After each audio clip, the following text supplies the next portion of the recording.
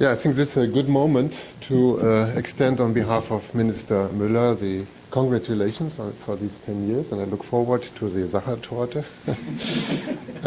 Yes, if you look at the program, you will find another name, Daniela Kral, who is the senior water policy officer of the BMZ. But actually, as Anne Panizar said, I'm Franz Marré, the head of the division, and this anniversary in a certain way coincides with my own anniversary, because it was in 2007 that I assumed the responsibility for the division that at that time included energy, water, energy, and urban development was the title at that time. We had a reorganization, and I choose to stay with water and urban development because I feel that these are huge challenges that mankind has to meet and where Germany possibly can contribute a little bit. There are so many people here I know, others I should know, some I don't know, so please allow me not to, let's say, name all of you or all of those who might be important or so, but I would like to highlight one person, and would like to say very much hello to Uschi Eid. She was my parliamentary state secretary from 1998 to, I think, 2002. And we have followed each other's traces throughout the years, and I have received so much inspiration, and we have had so good discussions, and I dare not to say the grand old dame, no, she's a grand dame of sanitation, and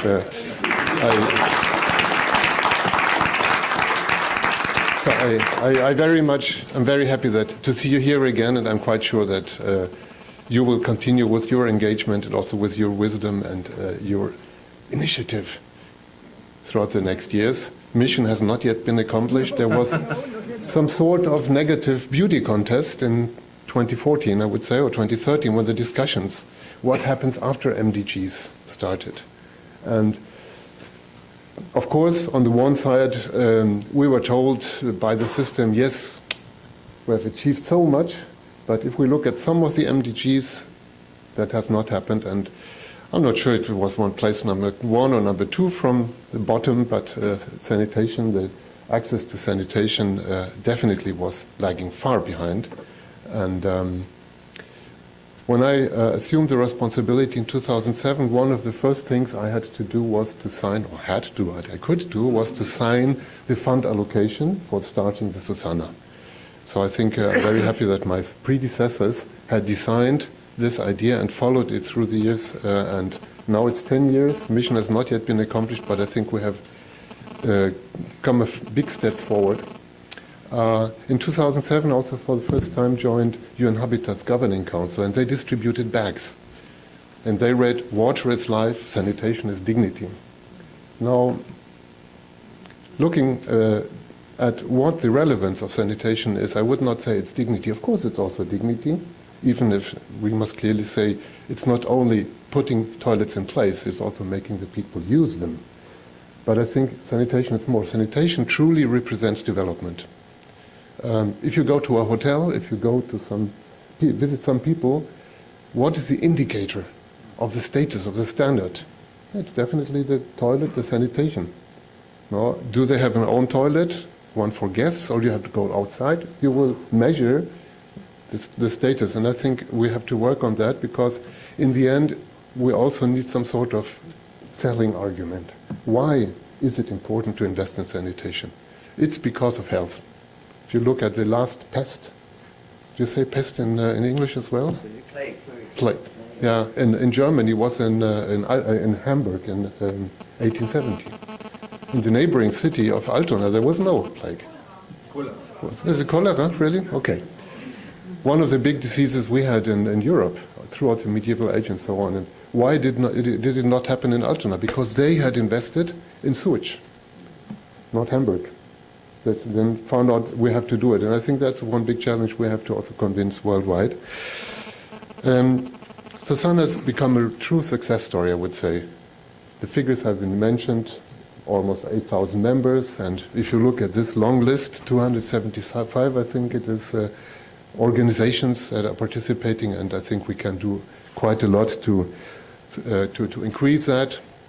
We have some impressive personalities also, Sunita Narayan, for instance, or he was mentioned, Peter Morgan or Binishwar Pathak, whom I met in Stockholm. All of them are Stockholm World Water Prize laureates.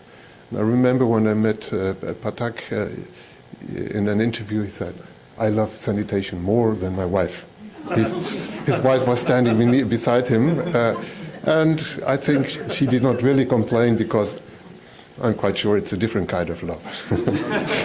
So the achievement of SuSanA has been really to bring the topic of sanitation to the political agenda, but also to make clear we need a holistic approach. It's not only about having toilets, about people using the toilets, it's also about what to do with the shit, with what comes out. And I think also what has been made clear, I very much liked what the Prince and today King of Holland said in this context. They used to talk about wastewater, but we call it wasted water. And I think one of the virtues is also that SuSanA has supported the perspective that this can be used as a resource. We're still quite some steps to go, but the dialogue fora that there are, the fact sheets have really created a very good political, put the political awareness on a new level. Of course, we have to look forward. We are looking forward. We have the SDGs. There is a dedicated goal on water and sanitation. And I am quite sure that without Uschi Eid, it would not look as it is looking. But without all of you and all of us, it will not really happen. And we have to see the SDG agenda is extremely ambitious. I'm not sure if we really will achieve sustainable sanitation for everybody, for all, by 2030. But we have to work on it, and we will work on it. And therefore, I call on all of you, and I call on us, to continue this engagement and to seek to achieve as much as possible, and not so much to provide something, but to create processes that really lead to sustainable development. So thank you, and I'm looking forward to the discussions.